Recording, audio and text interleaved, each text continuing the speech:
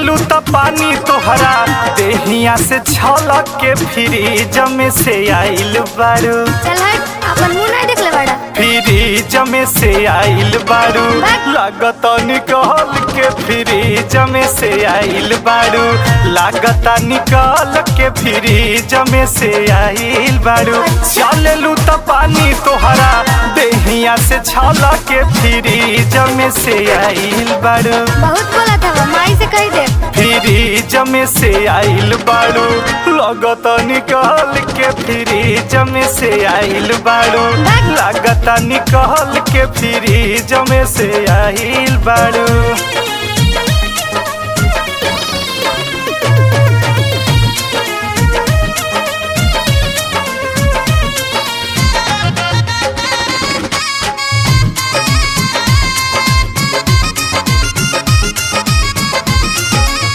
आय हाय हाय बर्फ के सिली जैसे तोहारो शरीर बा, धरती पर तोहरा से ज्यादा के अमीर बा। अच्छा मैडम बर्फ के सिली जैसे तोहारो शरीर बा, धरती पर तोहरा से ज्यादा के अमीर बा।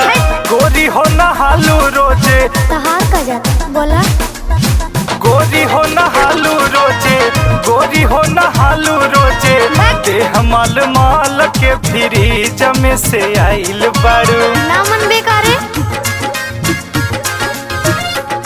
फ्रिज में से आइल बारू, लागत निकल के फ्रिज में से आइल बारू, लागत निकल के फ्रिज में से आइल बारू। अच्छा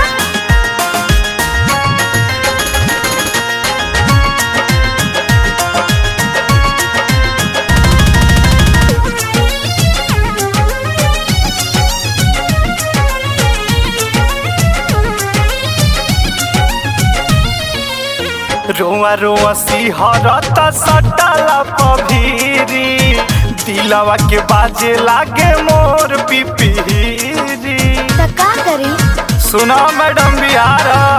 अच्छा रोआ रोआ सिहरता सटाला पभीरी, दिलवा के बाजे लागे मोर पिपीरी। तोहरा के देखे लोग बदतमीज हवे का रे? तोहरा के देखे लोग, तोहरा के देखे लोग, हवा तवे चल के फ्रिज में से आइल बारू। बहुत बोला था, माई से कह दे। फ्रिज में से आइल बारू, लागत निकल के फ्रिज में से आइल बारू, लागत निकल के फ्रिज में से आइल बारू। ना मन बेकार है।